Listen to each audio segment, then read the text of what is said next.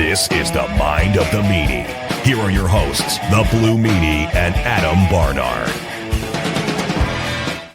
Peace, world, and welcome everybody to the Mind of the Meanie, your weekly peek into the world, according to former WWE superstar, ECW original, and co-star of the London Film Critics' Best Picture winner, the wrestler, the Blue Meanie. We'll cover wrestling, music, movies, sports, and lots of useless knowledge, all contained in the Mind of the Meanie. I'm your tour guide, Adam Barnard, and he is the Blue Meanie. Meanie! Hello, sir. What's on your mind?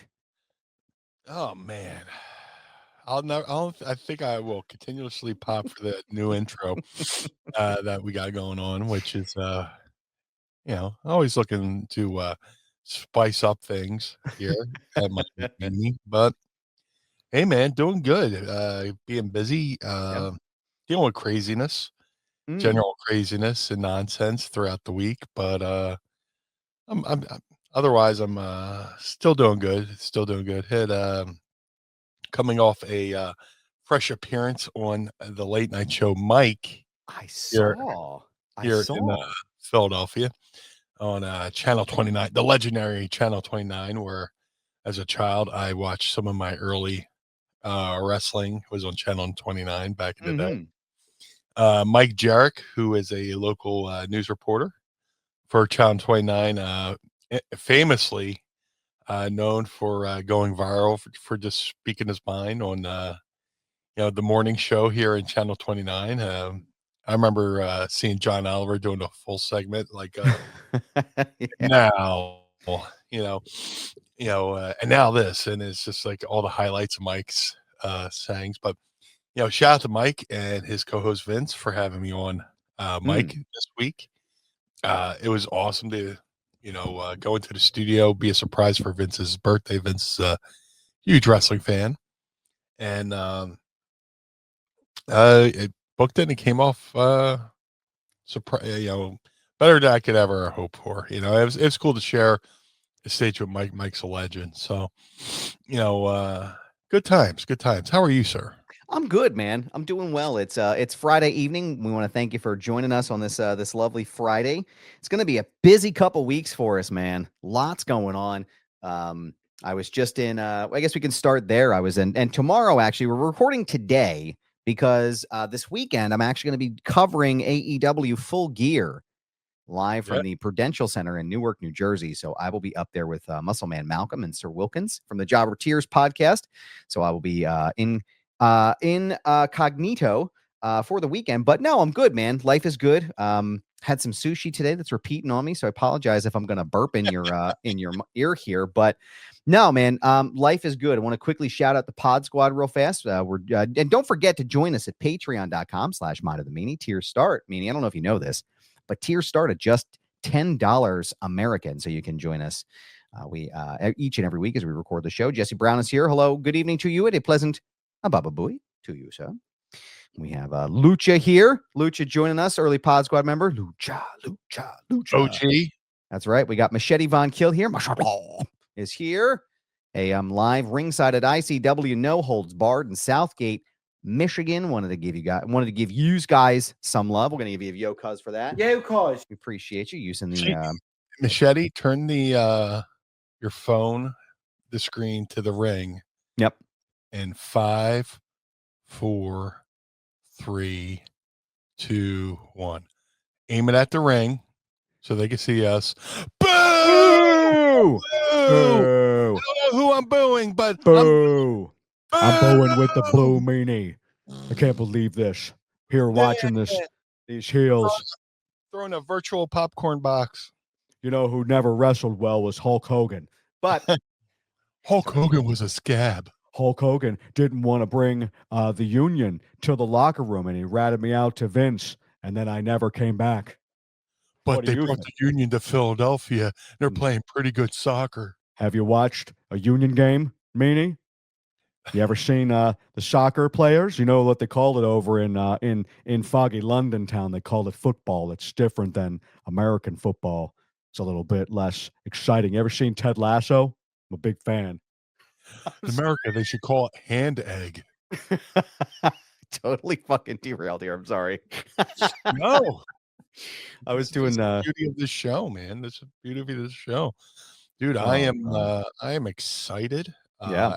After we record this episode, I'm going down the stairs and firing up my Amazon Prime. I'm going to watch the UFO/UAP documentary Nice. Age of Disclosure, which comes out today, which is directed by one of the top producers and directors in Hollywood, Dan Farah. This was like a top secret production for a couple of years. He he traveled all over, I'm sure, to interview 34 of the top senior officials in Washington, Mm. in military and politicians, about the topic of what's in our skies. And I'm a avid follower of this topic since I was a kid. Our trained observers, our air fighter pilots, are seeing these things daily. Commercial airline pilots are seeing these daily. It's affecting a lot of things in the world, which is explained in the documentary. I don't want to give the total history of UAP and all that stuff, but it's a serious topic, and it's serious enough that it's the one topic that I don't talk politics, but you got people on both sides of the aisle saying this is an issue, and it's like the least talked about issue out there, because one day I believe something's going to happen, and everybody except for me will be ready for it. won't be ready for it. I will be the lone person going, "Oh yeah, I've been waiting for this." I was talking to a good friend of mine today. He's like, "Dude, I don't know if I would do if I saw UAP." I'm like, "I would run towards that mother. Please take me with you." Seriously. I want to see life elsewhere. But For real. hey, I've had a good run. I've been on a WrestleMania. I've been on a video game. Yeah.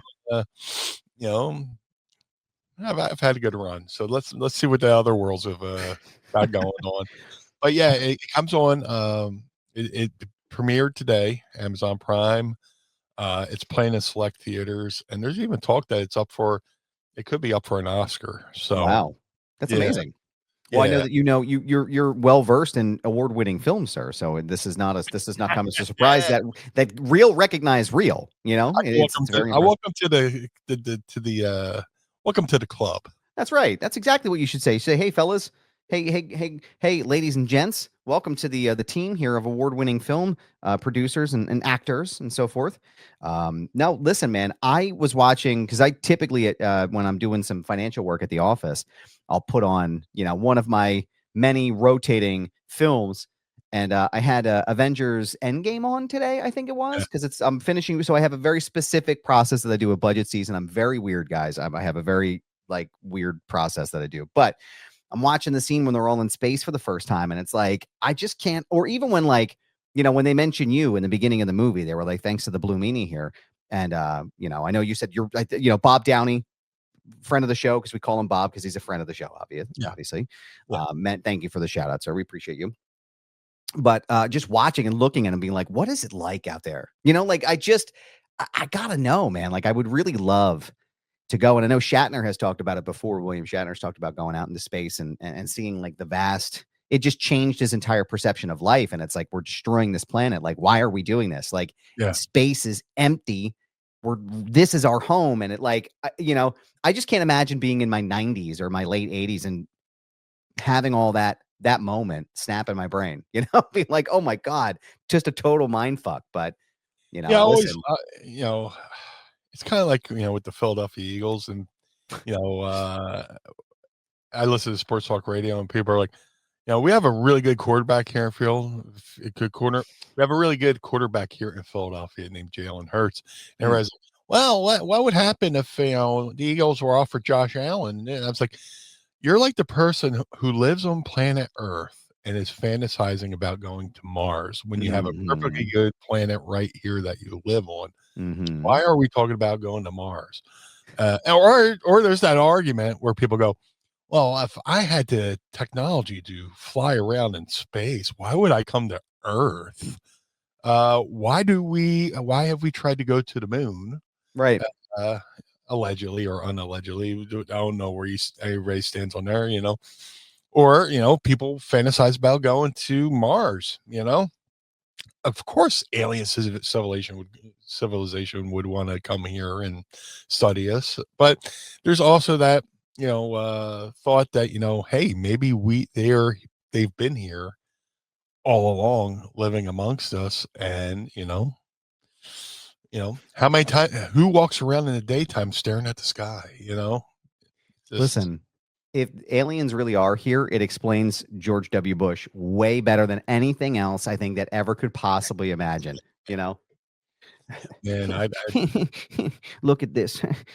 Like literally he's an alien. Like how are we all not on board on this? But brother, you're going to tell me Elon Musk isn't an alien? Come on. The way he laughs at his own jokes. Yeah. Just and he owns SpaceX, which has been doing really cool things, as far as if there's any leading candidate right now for alien life, he's definitely a reptilian. He has to go to the reptilians, and they're based on Earth's moon. Absolutely. I want to meet, because there's different levels to. Supposedly, there's different species. That's where there's the typical grays, which is like been depicted in movies. Then there's supposedly the reptilians, but then there's also the ones called the Nordics, which they look human, but super white hair. They look like models pretty much. Crystal blue eyes, and I've heard stories of people who've encountered them, and man, there's people I've met out there, and I've traveled the world. There's people I've met. Like, that guy's got to be an alien. Not from this planet. It's the only thing that makes sense. Yeah, it explains a lot. But you can't wait to be can't watch that movie today. Dan Farah, who made the movie, was on Joe Rogan today, and I saw a couple little snippets there, and I'm getting the bubble guts of it, from the excitement of wanting to watch this movie. Shout out to Mrs. Meanie. She knows how much this documentary means to me. She's preparing an alien themed burger for me. Nice. She hasn't given me the full details of it yet. She's like, you give her a theme, and if she knows I'm into something, she knows how much this means to me. She's like, how about a UFO themed burger tonight? I was like, all right, surprise me. So. Dude, let me just, I'm gonna just put this out there. Mrs. Meanie's the fucking coolest. I'm just gonna say it. I'm just saying it. Listen, if you can, and also too, you should take a photo and put the details on the Patreon page, so that way everybody knows, and you can make your own UFO burger. It's probably not going to be as good as Mrs. Meanie's, but you could definitely try. It's worth a shot. She'll write a really good. And she's good at that, explaining it. And I'll save it. You know what? I'll save it for the Patreon, because the Patreon is worth it. There's nothing worse than, like, I post something on social media, like Mrs. Meanie will do some like really cool food thing, and we post it on social media, and then somebody's got to come out and say something fucking stupid like, "Oh well, I would have done it." It's like, bro, I don't care what you would have done. Nobody fucking asked. Yeah, not about you, bro. It's not about you. I wouldn't come to you for advice for food. Look at me. I'm a fat guy. I'm very well versed in food, and if I say something's good, I always say if if a fat guy tells you a place has good food, take that as like a good stock tip. Yes, because who else would know better? It's like, when you pull over and ask somebody for directions, and if they happen to be an alcoholic and they give you all liquor stores on there, and there's Pat's Liquors, you make a left, and there's Joe's beer hut, you're like, oh, these directions are great. I'm going to trust that guy's recommendation. Not only does he smell like booze, he probably could get me to the best place I can get to. Now he's bleaching my eyebrows. Speaking of booze, if you haven't seen these yet, I know we talked about it last time, but you got to go out of your way to follow a guy named Dan Regan on Instagram. Oh my God, yeah. Dan_Regan_comedy. And he does these reaction videos to people drinking Everclear for the first time. And man, brother, he put something up today with somebody mixing Everclear and chocolate milk. I was gagging before I even hit play. I didn't get a chance to watch that clip, but I saw Oh. that you had liked it. Yeah. Oh my God, they're my favorite. I share them to everybody I know. I'm just like, you got to watch this shit because it's literally like it is a form. I think definitely for Gen X and also for us elder millennials, it's a form of PTSD watching people drink Everclear for the first time because the only thing I keep thinking is, please don't do this. Please, I'm begging you, don't do this. Please. So I can honestly say I don't think I've ever had Everclear. really, Yeah. wow, I have unfortunately have partaken in the devil's liqueur, and it is deeply unpleasant, sir. It is just as bad as it sounds. And I mean, I've had absinthe. oh know, yeah. And absinthe is, supposed to be like the devil's nutsack, but it just never tried Everclear. I don't know why. It's not good, man. That fucking it's like I've had Mad Dog 2020, oh God. but I've yet to have Everclear. I'll tell you a story. I'll leave his name out of it, but he's a friend of mine, and we go back like 20 some years. We're at a house party in West Windsor, New Jersey. Okay. And I think I'm 19 or 20, right? I'm fresh out of high school. And we're out partying. Yeah, and Vanessa is here, by the way. Vanessa, good evening. Everclear is paint thinner. That is correct. Yeah. So we're at a house party. Yeah, with those gold shards, the Goldschlager. Yeah, that's that stuff tastes like big red gum. That stuff tastes like big red death. Okay. I was a Goldschlager guy for a little bit. I was a mark for the paint chips. Oh God. So we're at this party and they had this big bowl on the table. It's like this big, like oval shaped bowl. And it's got Everclear in it, and they're soaking watermelon and different fruits because that's how you're supposed to, apparently, from what I've heard, is that's how you're supposed to partake. You just dilute it with other stuff. Yeah, you're supposed to partake in Everclear this way. So my buddy's picking them up, eating them 1, 2, 3. He's getting through like a dozen of these, like real fast. And I'm going, bro, slow the fuck down. You're gonna get sick. You're gonna ruin it because there's all these chicks here and we're all trying to fucking hook up. Just chill, right? Oh no, I'm fine. Popping them all in. He must have had 2 dozen of them. I can't remember. And this is the truth because you were fucking there, dude. I watched it happen. So I walked down the stairs to go grab a beer because I'm like, I'm not gonna eat any more than like 1 or 2 of these at a shot, right? Go down the stairs to get a beer, crack it open, I come back upstairs, and he's standing there, and there's all these people standing around, and all of a sudden, out of nowhere, he projectile vomits on the floor. Like, it was like The Exorcist. And I was like, fuck, dude, of course you got to do this, and you got to ruin the night for everybody, and now all the chicks are scared because you fucking scared the chicks away. Threw up all over the floor, and he was drunk as a fucking skunk for the rest of the night, man. Just hammered. You're the second person to tell me a similar story.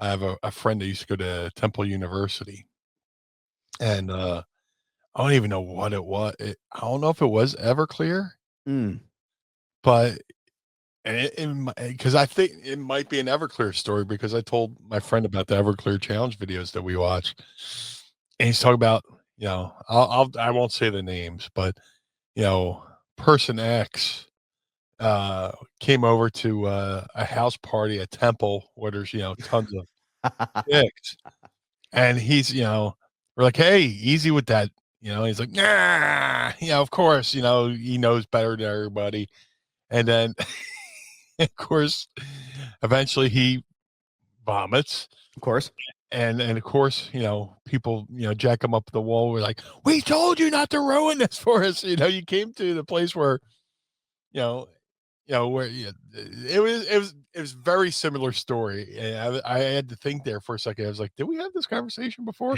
But no, it was a friend who told me, he was at a house party at Temple University, and he didn't even go. The guy who he invited didn't give it to school. Said, hey, come over, maybe you'll meet some chicks. And man, guy ruined it. Oh.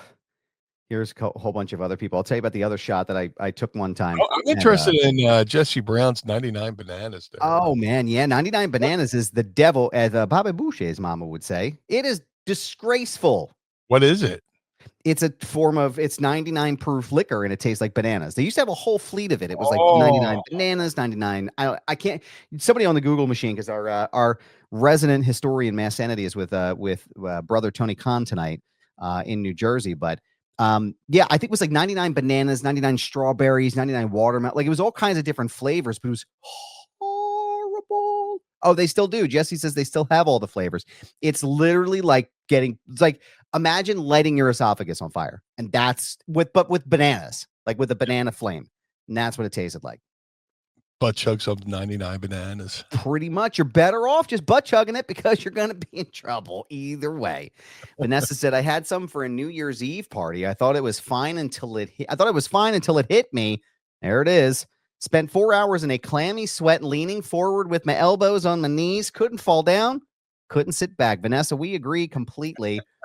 We will always warn you, and Dan Regan as well will always warn you about the dangers of Everclear, because stay the fuck away from it. It is deeply unpleasant, and it is not a good time. I will tell you, though, there was a diner we used to go to over there. I think it was in West Winter. I think it was called the Americana, if I recall correctly. And my other buddy from over there, the Jersey people know how to drink, man. You think people in Philly know how to drink, man? The Jersey people will fucking smoke you with their booze, dude. Holy shit. I grew up in Jersey. You know, I was born in Philly, but I grew up in Jersey, and go to a couple bonfire parties. That's where I learned of the ways of what is it? Mad Dog. No. Yeah. A brother. Yeah. I have to see, you know what? I'll have to see if my senior week, after we graduated high school, we were partying at my buddy's house. His parents owned a shore house, right? But really it was this dilapidated shit box in like Rio Grande, New Jersey, right? Which is right outside of Wildwood. I think it's between Wildwood and Sea Isle, or it's right on like the outskirts there, right? I'm telling you, I'm going to pull up some pictures in a second. I'm going to put them on the screen here just because I want y'all to see it. Because it's a fucking shit box, okay? And there was no insulation. There was no drywall. The floors were the fucking plywood. In the corner, all of us, like there was 2 or 3 sofas, and a bunch of us, there was like piles of drywall that had like wooden boards on it. So all of us were kind of sleeping everywhere. There was like a little toilet. And then in the other room, there was just the hole for the toilet for the plumbing. We're all pissing in there. Anyway, we built a beer bong out of a 5-gallon bucket that had 2 pieces of like 1.5-inch PVC piping coming off the side and an on and off valve. So you didn't die, right? We filled that sucker up with, what is it? Red Dog? Is that the name of the beer? Red Dog. Oh man, dude, it was, and it tasted like super glue, because we all super glued everything together to keep it together. And I'm like, what are we doing, guys? This is horrible. This is a terrible idea. How old are you? I was 17. Oh, a 17 graduate in high school. So it was not pleasant. I often wonder how many liquors have gone away. Like does Old Milwaukee still exist? Oh, that's a good question. My grandfather was like a big Old Milwaukee guy, and in high school we used to call it Old Still Walking, because we could never get drunk off it, Yeah, I don't even know how many. There used to be a drink that we would drink. It was like it's almost like a Smirnoff Ice, but it was Sauza Diablo. It was the tequila people, and it was like a tequila malt beverage. Oh my God, dude. That was a nightmare to drink, but it was good. It tasted like Mountain Dew with tequila in it. It wasn't bad. Oh, I found it. I found a picture of the outside of the house. I'm going to show you right now. And you can go to patreon.com/mind of the meanie and see this today. Let me find out where my media assets are here. Hold on one second. If not, I'll put it in the pod squad. But yeah, dude, it was not, I don't know, man. There was the Flaming Jesus shot we used to take as well, where you would take a big quad shot, right? And you would, it was, what was it? It was 151, Goldschlager, Rumpelmans, and oh my God, what was the other name of the shot? Oh, Jägermeister. Oof. And you would put it in a quad shot, and you'd light the top on fire. And I'm like, oh yeah, this will be fine. This will be great. No, Meanie, it was not fine. And it was not great. because it was ugly. It was ugly the whole way home. Here it is. Here's the house in question. There it is right there, folks. The Jeez. house in Rio Grande we used to party in, and that's just the outside of the house. That's a fucking murder house. It is literally, look at the boards at the top. Look at the boards and all the shit. I'm telling you, the whole inside, if I could find pictures of this that How were is that not condemned? that's what I said. I don't even know if it's still standing at this point. I have no idea. That looks like a crime scene photo. It really does. It looks like a fucking crime scene, man. It was horrible, dude. Like eerie harmonica music playing over top of it. Seriously, man. Oh my It god, was a dude. cold night in Rio Grande. That's right, dude. Literally, you could probably write an entire fucking horror movie behind it. Based on that, yeah. Oh my god, yeah, not pleasant. And this, I don't even know. I'd have to find and censor some of these beer bong photos because I don't know if any of my friends are in it. But yeah, dude, it was a time to be alive. But the reminder is don't fucking drink Everclear, please. No. Jesse Brown says, what the hell are you doing in the trap house? Man, we were fucking partying all night, dude. Nobody bothered us because it was on a fucking dirt road.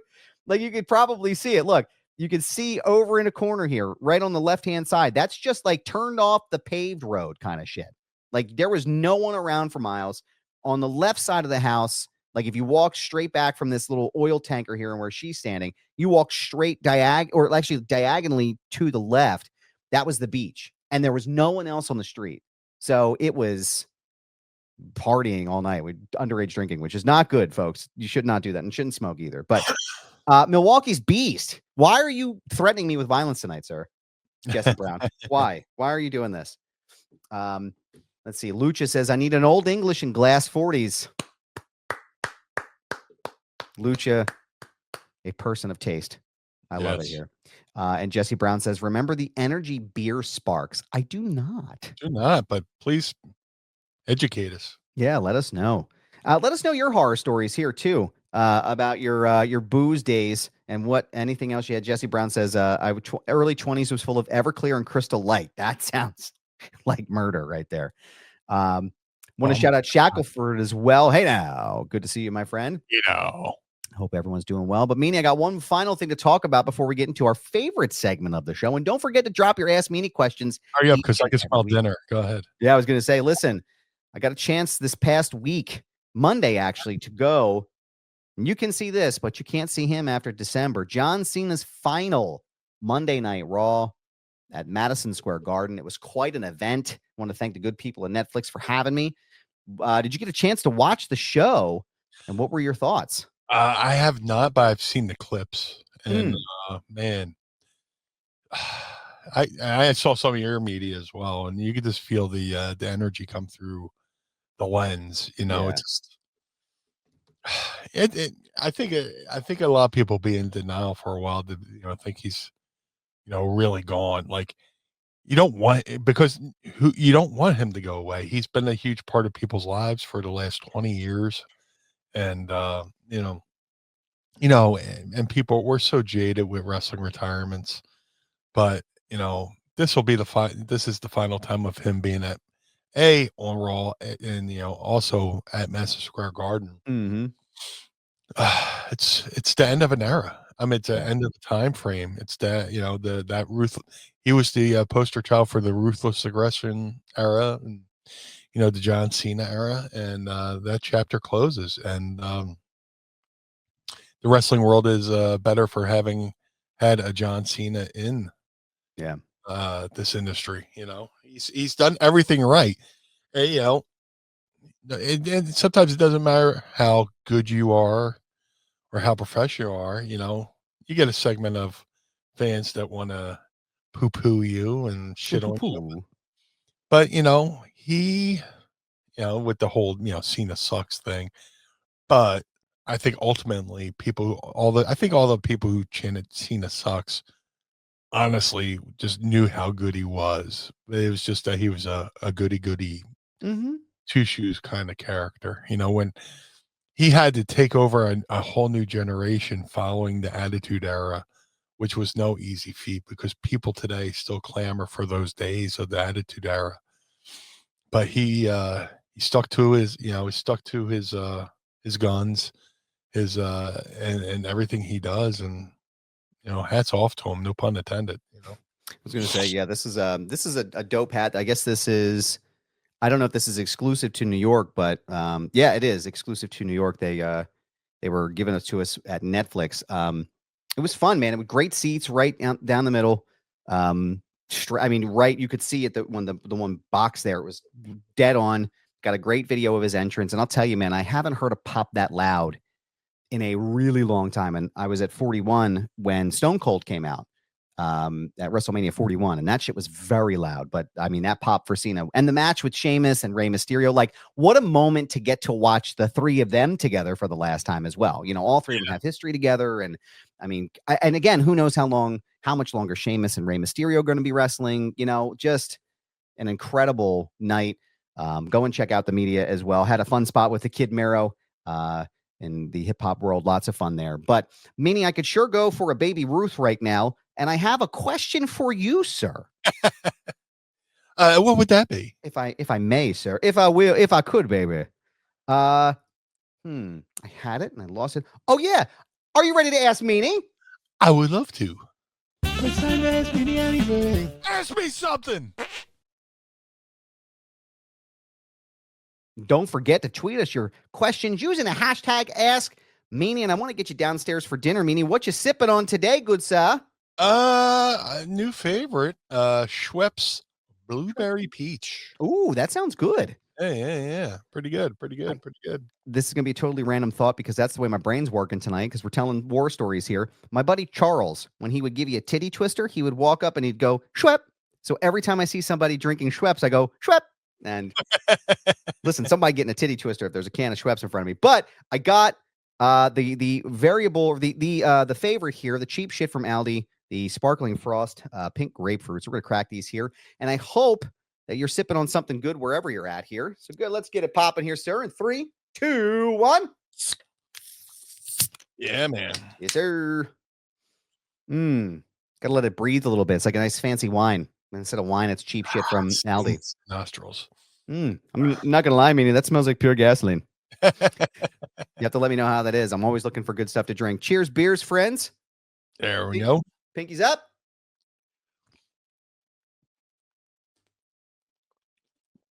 Oh yeah. Ooh, I got a little chill on that. Ooh, came up the back of my mouth. That's what she said. How was it? Pretty good. Pretty solid. Good stuff, man. All right, we got Jesse Brown here saying, since when did you start breaking kayfabe? Wearing red this evening over the usual blue or Eagles green. Oh, this is, well, I found my old Bam Bam Bigelow shirt. Ooh, that's fucking cool, man. It's well, it's not. I had one back in the day. Mm-hmm. But they reissued this, and it's also an Eddie Van Halen Dixon, which has got the little eye cleaner in there. Nice. And I understand you're a fan of Van Halen. Is that correct? A little bit. Yeah, it's got the EVH on the button there. Nice.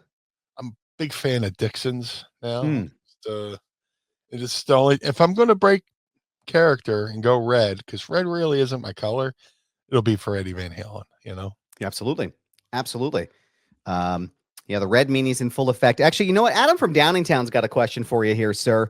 Yes. Any good Bam Bam Bigelow stories that you could share? Dude, he looked like the fucking coolest. Like, let's just say it. He looked like the fucking coolest. He was great. He's great to me, man. There was one time I'm sitting in the East Sudbury Arena while the show's going on. He comes over, goes, and pulls me aside. He goes, listen, I know you're not ever going to be Charles Atlas, and you can't really get in shape and kill your gimmick. But if anything, go to the gym, ride a bike for like 45 minutes on hard cardio. It's like his words were, "Have a strong set of wheels," because there's nothing worse than being in a match and you get a little blown up and your legs just start giving out on you. Where if you got a strong set of legs and you're in the match and you might get a little blown up, but at least you got a solid set of, pair of legs underneath you to carry you through. And that's something I've always, kept in the back of my mind. And also, I was working the East Subby for a good bit. He would pull me aside because, between me and you, how much you making? I would tell him how much I'm making. He goes, Go over to Paul and ask for this amount. All right. Cool. Well, Bigelow told me to do it. Mm-hmm. So, we had a show in Trent, New Jersey, and Paul was in his car doing something, and I went over, wait till it looked like he wasn't on the phone or whatever. I tapped on the window. I said, "Hey, Paul, you got a moment?" He's like, "Oh yeah, come in, sir." Why, I go yes, sit, for the Blue Meanie, I do. go sit in the passenger seat, be like, "Hey, I used the exact wording Bam Bam gave me," and he looked. He goes, "Absolutely, sir. From now on, from this, you will get blankety blank." Absolutely. And that couldn't have happened at the better time, because we went from doing 2 shows a week to 3 shows a week. And before I was officially done, we're almost doing 4 shows a week. In some instances, not every week, but those paychecks added up to like a regular, you know, salary. I mean, I was making, better than what it would have been if I was working a 9 to 5 at that time. Mm-hmm. It allowed me to have a couple days to heal up, you know. But, also it allowed me to help kind of give back to the house. My folks were, supporting my wrestling habit. And it wasn't until I fully signed with WWE where I was like, put all the bills in my name. But Great. that's all because of Bam Bam Bigelow, you know. I can hear Heyman right now. Bam Bam Bigelow. Scott Charles Bam Bam Bigelow. If I may, sir, Yes. I would like to put the ECW Television Championship on you. Talk about a pop. The night he Mhm. won the ECW championship in Queens, New York. Oh, that's right. He was ECW champ, like proper, right? Yeah. He won it in Queens, New York, and I don't think it was a scheduled match. I think he was a surprise, and when he got that 3 Yeah. count, yeah, place came Man. unglued. Yeah, here it is. He won it. He beat Shane Douglas, the franchise, October 16th, 1997, Hardcore TV, New York, New York. Yeah. And that was his first, and it appears only title reign. But yes, man, what a fucking, I'm telling you, man, I would say, if anything, if there's anybody that I think from the past, right, that deserved a title shot, right? Like an actual proper run with like the big gold, or rather the winged eagle from the 80s and the 90s. It's Bam Bam, right? Because you think about it, and Solomonster talked about this a little bit. He was talking about like his favorite big men, and they were talking about Bam Bam. He was working with Hogan in the steel cages. He was working the big programs with Hogan, and then he main evented WrestleMania with Lawrence Taylor. Like, what are we missing here? He would have been a great, I feel like, and again, nothing against Sergeant Slaughter or the Warrior, but like, if you're going to drop that belt to a heel, why not drop it to a heel Bam Bam in a big major way, right? Like that would have been huge, but unfortunately, that's Bam Bam said his early success led to a lot of the guys in the locker room kind of being jealous, because he'd only been in the business for a little bit, and he comes into the WWF and he's tagging with Hogan, Yeah. It's, holy shit, Man. just but it is what it is. Just It's a shame. yeah, Bam Bam had a really good Andre the Giant story, and it wasn't good for him, but he told me, like, he had heat with Andre because I forget what the thing was, but Bammer was, explaining something, how he didn't think something was going to work, and Andre overheard it and thought, he didn't want to do something with Andre. And I'm sure it's out there on the shoot interview somewhere. Somebody will find it. But the story is, Bammer goes to work with Andre, and Andre, he does something to Andre. Andre goes down the mat. He goes, headbutt. Bam Bam hits the ropes, comes off, does his big diving headbutt. He goes, again. Bammer hits the ropes, comes off, big diving headbutt. Again. Wow. Goes again. 4th time he comes off with that diving headbutt, and Andre just throws his fist up and punches him right in the face. Oh my God. And he said he was on Dream Street, and Andre just, laid into him, and proceeded to choke Bammer with his. He would take off his singlet thing and wrap it around him and just beat the living shit out of him over something Andre thought he said that he hadn't said. Wow. Crazy. That's crazy. Yeah, again. Oof. No baby oil. Headbutt. Leg drop. Dude, Dan Soder does the best Andre the Giant. He really does. He's so good at Andre the Giant. Man. He almost murdered me and Mike Lawrence in the green room at StarCast when he did Andre the Giant as a 9/11 truther. Oh my God, no. Jet fuel does not melt steel beams. The way he did it was way funnier. Oh my God. Me and Mike Lawrence are like turning purple with laughter. That's so good, man. Tremendous. We want to thank you for your tremendous questions this evening, our good friends. We appreciate you, and we appreciate you being here with us tonight on this Friday night. But Meanie, yes. Oh yeah. You know what time it is, baby. Sounds. That's right. The sounds of enrichment in your eardrums tickling you. Where can everyone keep up to date with all things blue when they're not listening or watching us on this fine program of ours? If you would like to follow the Blue Meanie on all forms of social media, Facebook, Twitter, Instagram at Blue Meanie BWO. If you would like to support the Blue Meanie, go to ProWrestlingTees.com/Blue Meanie. If you give me 2 seconds here, I can give you a promo code because this coming Wednesday, they're going to have a Black Friday sale. That's right. And I was just given the coupon by the fine folks at Pro Wrestling Tees. Go to ProWrestlingTees.com/Blue Meanie or /MindTheMeanie. Use promo code Black Friday 25 and get 25% off all T-shirts. That's right. Pro Wrestling Tees. That's support the myself and the show. Go to Pro Wrestling Tees and use that code. MadcapBeardCare.com with the Blue Spruce Beard Oral or Balm.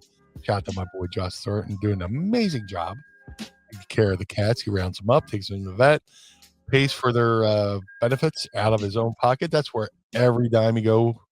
That's where every dime goes that you spend at MadcapBeardCare.com. So go over there, get yourself the Blue Spruce Beard Oil or Balm. The Ultra Pro Wrestling video game coming to all major consoles. Trust me, folks, it's coming. It's in the works. But people forgot to remember, this is a small company in Scotland that's making this game. And once it comes out, it's good forever. So the Ultra Pro Wrestling video game coming to all major consoles. Ultra Pro Wrestling contains not only original characters by the amazing Hal Haney, but many real-world wrestlers, including myself and many others. Go to ultraprowrestling.com or follow them on Twitter at UPW Video Game. That's ultraprowrestling.com or follow them on Twitter at UPW Video Game. Figure collections of Bone Crushing Wrestler Series 1 variants of the Blue Meanie are available right now. All Series 1s can be ordered right now at shop.figurecollections.com. That's shop.figurecollections.com. Type Blue Meanie in the search bar. Pick regular Blue Meanie or BWO Blue Meanie. Either way, there is no wrong choice. Cameo.com/Blue Meanie BWO for birthdays, holidays, and well wishes. Look through the site. Don't book through the app. The app takes too much of your hard-earned money. I've done some over the last couple of weeks, and they're always fun to do and try to make somebody's day a little bit brighter. I've got a ton of 5-star reviews, so if you want to make somebody's day better, go over. Have a little bit of fun. Go over to cameo.com/Blue Meanie BWO. But most importantly, Mr. Barnard, where can we find you, sir? Well, thank you, sir. I appreciate that. You can find me on Twitter, Instagram, TikTok, and Threads at This Is Goober. Yes, it's my handle. No, I'm not changing it. It's a brand, pal. So go and follow me there and keep up to date with everything I have going on. Don't forget to check out my work at the Sportster. As we announced here first, you heard it here first, goddammit. My brand new role as the full-time lead interviewer, host, and lead features writer is happening now. And also, Muscle Man Malcolm joined the team as well. Not only as our social media strategist, but also part of the interview team as well. So you get to see both of us on the site. So go to thesportster.com and go and follow us on Instagram at the Sportster, Twitter at Sportster News, and subscribe on YouTube for everything we have coming up and your way. Shout out to the homies at the 10th Ward Barbershop in downtown Lawrenceville, in the outskirts of Pittsburgh, Pennsylvania. Go and get yourself cut up by Kane, Jordan, and the rest of the team for the holiday season. And don't forget to pick up some Silk Panther hair products as well, made right there in Pittsburgh. So go and see my friends right there at 10th Ward Barbershop. Pro Wrestling Tees, like Meanie said, prowrestlingtees.com/mind of the meanie. Go there now this week and save starting on the 26th through the 30th. You save 25% by using promo code Black Friday 25 at prowrestlingtees.com/mind of the meanie. Don't forget to subscribe at youtube.com/@mind of the meanie above Meanie's head there. You all right? Is it coming down?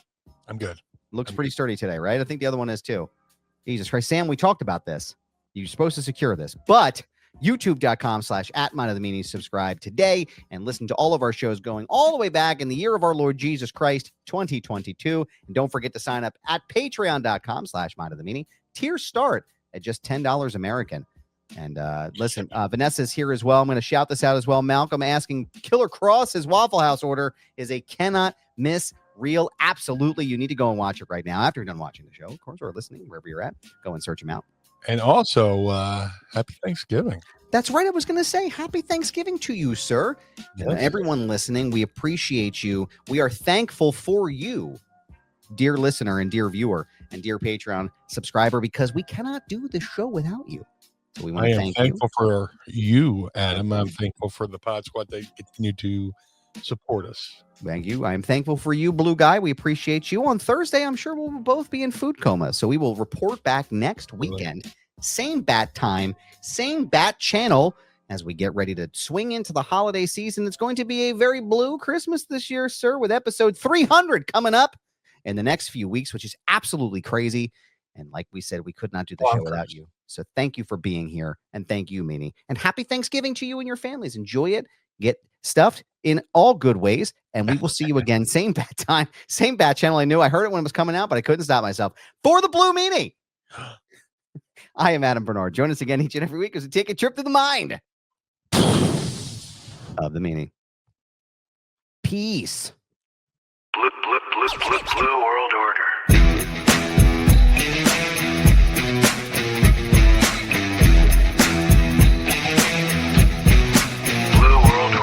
This episode of Mind of the Meanie is hosted and executively produced by the Blue Meanie and Adam Barnard. It was mixed and engineered by Carl Pinnell. Additional narration is provided by the executive voice, Sam Krebs. That's me. Our intro music was performed by the Swamp Candles. Our outro music was performed by Chikara. Additional musical accompaniment is performed by Enrichment. Follow us on Instagram and Twitter, or X or whatever, at Mind of the Meanie, and become part of the Pod Squad by going to patreon.com/Mind of the Meanie. Find our entire show archive at mindofthemeanie.com. This has been a Butts Carlton media production. Butts Carlton, proprietor. Blue World Order. That was Blue Meanie's brain out.